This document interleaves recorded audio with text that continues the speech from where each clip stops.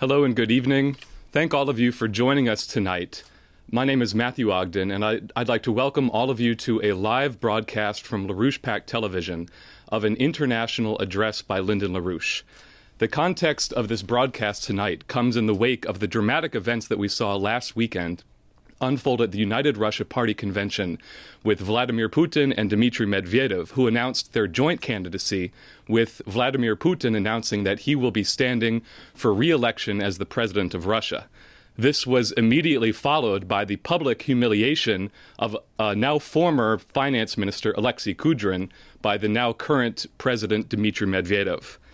These events present to us an historic opportunity, an opportunity to open a new chapter in human history, a chapter which will be determined by the leadership worldwide of a great Pacific alliance, Russia, China, and a post-Obama United States.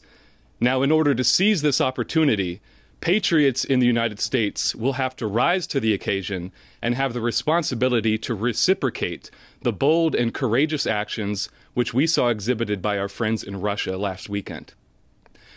Tonight we have a special international address by Mr. Lyndon LaRouche. Mr. LaRouche will present an opening statement, which will be followed by a short discussion in which we'll take a few questions from members of the audience we have gathered here. So without further ado, I'm proud to present to you Mr. Lyndon LaRouche. Thank you. Well, there's going to be some sad news in this tonight. There also is, as compensation, the opportunity for a great step forward in terms of the conditions of humanity. Now, there are about three sections to what I have to say today. There's a short interpretation of this. But one has to recognize that we have entered into the most dangerous period in known history of civilization. We are at the point of a general breakdown crisis of the entirety of the transatlantic region, especially the North Transatlantic region, and which the only alternative is to shift the center of attention from the disaster in the transatlantic region to the optimism we can hope for from what in the Trans-Pacific region. That's generally the nature of the situation. The situation otherwise is this. There is a general breakdown process underway now. We are at nearly the terminal end of the existence of the order of transatlantic world as we've known it up to now. Exactly what hour or even what day this thing is going to collapse, we don't know. But the collapse is now, in its present form, barring a miracle, inevitable. The first condition to be considered is the following. Since the transatlantic region is in a breakdown crisis, that includes the United States, implicitly Canada, and Western Europe, and so forth, then we have to look at the alternative for organizing a recovery, which is in the Pacific region. The condition for the measures which can be taken to overcome this crisis is the immediate removal of President Barack Obama from office. Because if President Barack Obama remains president, his presence will prevent the taking of those kinds of actions which could save civilization from a deadly, most deadly, new dark age. A dark age which would explode in the transatlantic region and then would spill over into the Trans-Pacific region. That's the general conditions. Now, in order to save civilization, we start with our role in the United States. It's already mentioned the role of Russia and things connected to that. But the solution starts in the United States because Western Europe is in a hopeless situation. There is no nationality, there is no national sovereignty in terms of Europe today. That is, in terms of Western and Central Europe today. There is no option for a recovery to be initiated in the transatlantic region, that is, in the European sector, because the nations of Europe, or what had been nations in Europe, no longer exist as sovereign nation states. They have no sovereignty with which to equip themselves. The British Empire, which is the owner of these nations, in fact, is, of course, an absolute disaster. So therefore, we have to turn our attention to the Trans-Pacific region, where it's also threatened, but it is not in the stage of disaster that the transatlantic region, and including the United States otherwise, is involved in. So therefore, what that means that we're going to look forward to, with the help of this development in Russia recently, we're going to go to the Trans-Pacific region, which includes, of course, our own west coast, and includes the coast of Asia as well. And we're going to go there where they are not yet bankrupt, where they still have some semblance of sovereignty, as Russia has secured its own sovereignty with the actions of the past week. And we are going to depend upon our relationship on the Pacific side, Canada, the United States, and so forth, for a Trans-Pacific development program, where these parts of the world are still somewhat organized. They function. They're not totally under British domination. And therefore, we can expect the program we might launch on a global scale will have its first prominent attention in the Trans-Pacific region. Now, in order to describe what we have to do in the United States to do our part in this global recovery prospect, the first thing we have to do, we have to fire the President of the United States. That does not mean necessarily that he's going to leave the presidency entirely at once. It does mean that he's going to be under conditions under which he is being impeached or thrown out of office. Now, the impeachment or throwing out of office of a President of the United States may take a little bit of time. First, you notify him that he's in trouble. You may impeach him at that point. You may take other actions which could lead to his ouster. But once we decide that this president is going to be removed from office, which his powers as president are in suspension, we then are ready to go with several actions from the United States, which will be relevant to the recovery we need. The first thing we have to do, after putting this president out of power, that is, putting him in such a position where he no longer has either the power to make things happen, at least immediately, and in which he is no longer respected. He's not much respected anyway, but we can neutralize him so he's no longer a really efficient factor in shaping the policies of the United States. At that point, the first thing we have to do is Glass-Steagall. We have to reenact the Franklin Roosevelt Glass-Steagall program. And there is now a great deal of support for that, and it's spreading rapidly throughout the United States. And it's attracting attention also in Europe, notably. European nations now realize that Glass-Steagall is necessary for them. And the reason they do that, recognize that, is because the European nations have no sovereignty. That is, the Western and Central European nations no longer have sovereignty. They are merely puppets and auxiliaries of the British system. So therefore, what we have to do is act from the United States, having once first put Obama effectively out of control of the presidency by putting him under suspension, either because of charges which he's guilty of, for expulsion, for being thrown into prison perhaps, and because he's incompetent in other ways. Now, therefore, he's also mentally insane. That is a fair thing to say.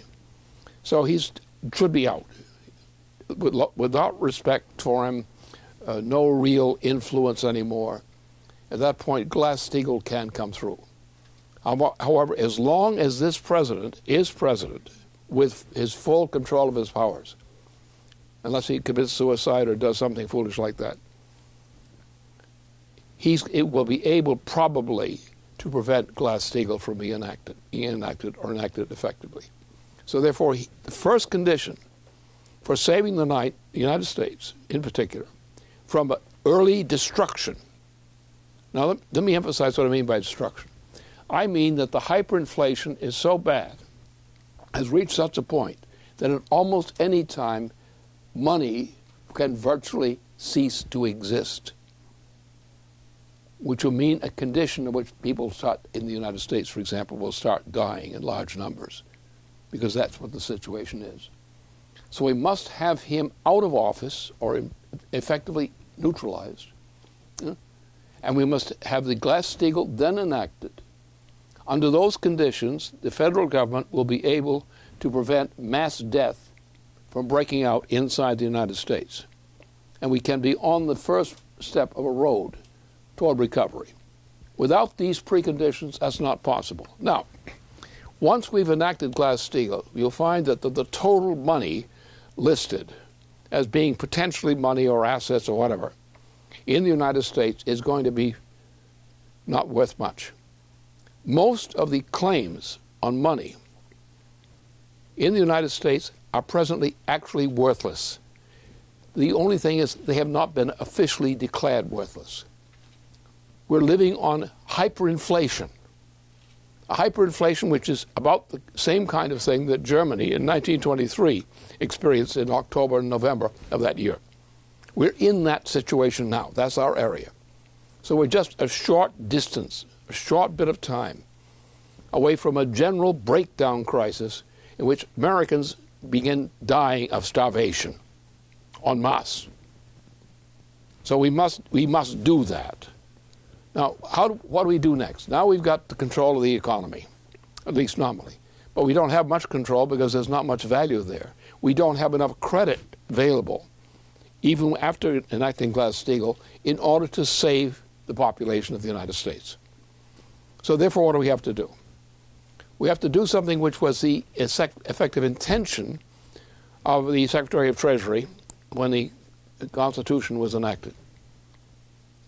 What we do is we go to a credit system, not a monetary system, not a money system. In other words, the federal government now says we, the federal government, pledge ourselves to go into debt to provide assets under which the economy of the United States can function and the people survive. That will work. Now, this means that in order to keep this credit we are creating valuable so that it can do us some good, it means we've got to do some big investing. We've got to launch a long-term program of physical investments primarily, as well as health care and the care for our citizens generally. But the basic thing is to increase our productivity under a credit system with large projects, especially large projects, a very high rate of gain in technology and capital intensity. It means we're going to have to cancel all that legislation which since Teddy Roosevelt did to prevent the development of the western lands of the United States. We're going to cancel all the green policies. We have to cancel the green policies. Reasonable things against poison and so forth, that's fine. But we're going to cancel the entire green program. And we must do it by one single act of Congress immediately, because otherwise we cannot save the people of the United States. It's green or die. And green goes or die. So therefore we're going to have to invest in some very large, high-gain policies in investments. We're going to, keystone is we're going to launch NWAPA. Now, NWAPA is a long-term program because some of the things will be done after I'm dead. But they have to be done and they have to be started now. So on that basis, we're going to have a recovery program, which is effectively a full employment recovery program. But more than just recovery, it's going to be generally high technology and capital intensive, as NWAPA typifies that. Now, this then leads us to what's the solution. I said earlier, intention is that China, Russia and other countries of Asia, of the Asian coast, are going to begin cooperating as Russia and China are doing, and India will join in doing that. Therefore, we will immediately enter into a trans-Pacific orientation as opposed to the present transatlantic orientation. That is, the U.S. economy in recovery under these conditions will shift the center of its action to the trans-Pacific region rather than the present transatlantic region. Why? Because Europe, continental Europe, is non-functional. That is, the western part and central part of continental Europe is no longer functional. You are going to try to save it, we're going to work to save it, but it cannot really carry its own weight right now. Therefore, we're going to live on the basis of high-powered investments in the trans-Pacific region, from the Arctic Ocean on down. The key thing on our side, of the western side, and the central states side in the United States, will be NWAPA. NWAPA will be the driver which goes together with giant projects which are now underway in terms of Russia in the Pacific coast area and the adjoining area of Russia. It means that China has got major projects, and China and Russia have cooperation because Siberia has vast assets which are being developed now under current Russian policy, under former President Putin and current President Medvedev. Those projects are going to develop the resources and the Pacific basin of Russia. Russia, in turn, has a partner to the south, China. China has a large population where northern Russia has a very relatively small or not a dense population. Siberia has resources, physical resources. China has people. Russia has a commitment to advanced technology. China now has a commitment to advanced technology. So therefore, the United States and Canada, cooperating with Russia and China and other nations, Japan will be happily jumping in on this. Korea will be happily jumping in on this. Nations of South Asia will be happily jumping in on this. India will join on this. So therefore, we will have a large degree of activity, of high technology, capital-intensive activity, as a characteristic in the Trans-Pacific region. During this period, we will then at the same time move to restore Western Europe to a system of sovereign nation states, no more of the present policy of the British Empire. In fact, we were very happy to see the British Empire disappear entirely. The English can live, the Irish can have a right to live finally. But the point is that Europe is going to be in a recovery mode, and it must regain its national sovereignties. The present system, which has destroyed Europe, continental Europe, or at least the western and central part, that has to be rebuilt. And it has to be rebuilt by help from us and others. And because the market for German goods and for other goods from Europe still exists potentially in terms of areas like India, China, and so forth. So we will have a recovery program in the transatlantic region, but it will be very slow relative to what we will get quickly in the Trans-Pacific region. That's our orientation. Now, this means, of course, that high technology projects are going to have to take over the United States. We're going to be the center, together with our friends in Asia, of a drive for this. We're going to operate on the basis of a credit system, not a monetary system, not just a money system, but a credit system. That's not well understood by most people, but that's fine. But this is the only option that we have, and it's a real option. With the United States under a decent president and decent leadership, could actually spark this. Russia is now fully committed to moving in that direction. China is committed to moving in that direction. Other parts of Asia are ready to move in that connection. The Trans-Pacific effort is going to be successful. The completion of the election process in Russia will make this clear. the entry of India, which may be initially reluctant to buck the British entirely, India will come in too. So that therefore we will have a massive driver in the greatest concentration of population in the Pacific area, Trans-Pacific area. And that's going to be the hope for the future. So now we are shifted then from a transatlantic focus, which has been our experience ever since the beginning of modern European civilization. We're now shifting to the emphasis on a trans-Pacific region. And we're going to start developing some very high technology developments. We're not going to have extreme capital intensity, which I'll explain. We need extreme capital intensity. Small is not good. Big is better. High technology makes it good. Capital intensity makes it better. And that's the way we're going to go. Also, we're going to go into space. Obama's gone, space is back.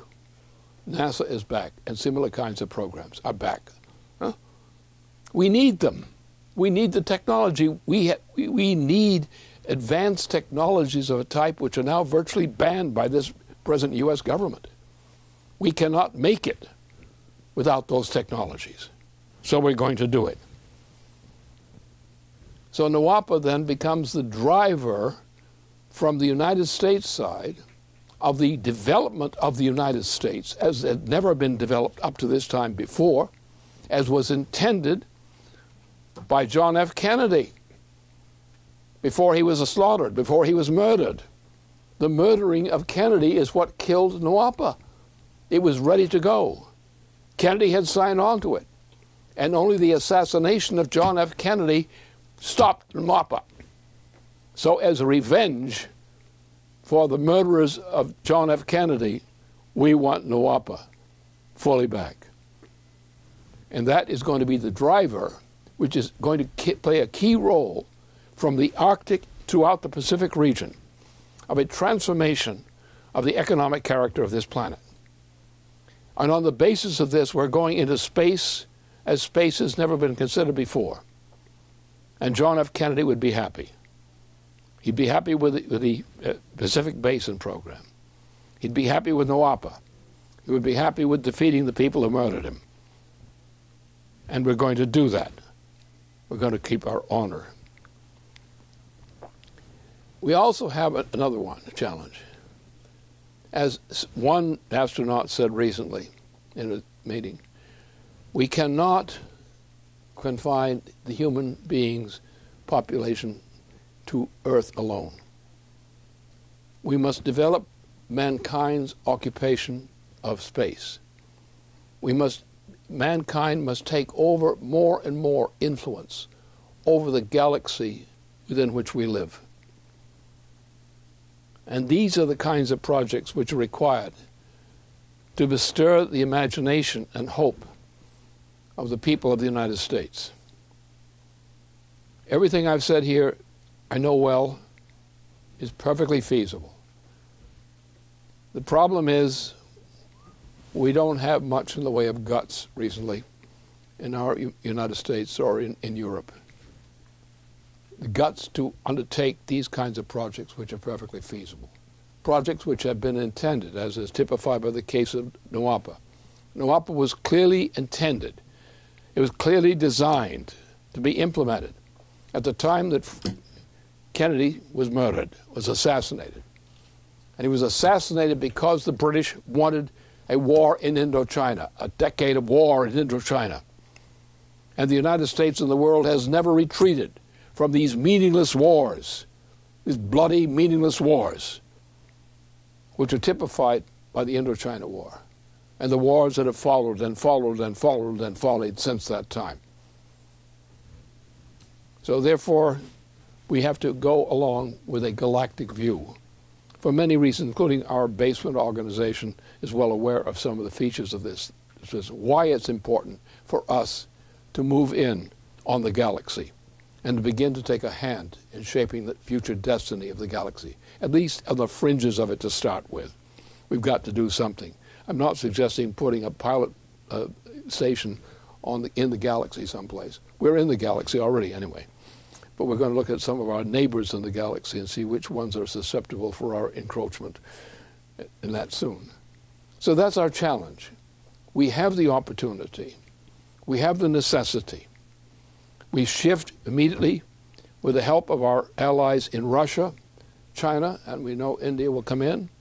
We know that Japan will be happy to come in. We know that Korea will be happy to come in. We know that Indochina will be happy to come in. We know that Australia will be looking. Who are the British, will the Australians will say. We don't need them anymore. And with that organization and that approach, we have the possibility before us of a future for mankind. It's a future for us to lead. And what has just happened this past Saturday with the conference in Russia, the ice was broken. A new era has entered. And you're going to find out soon, if we don't all go to hell in the meantime, when we get this thing going, you're going to find out that the United States, Russia, China, and also India will be the leading nations which will define the driver for the transformation of this planet from the threat of doom to a generous recovery and to a great future. Okay, thank you.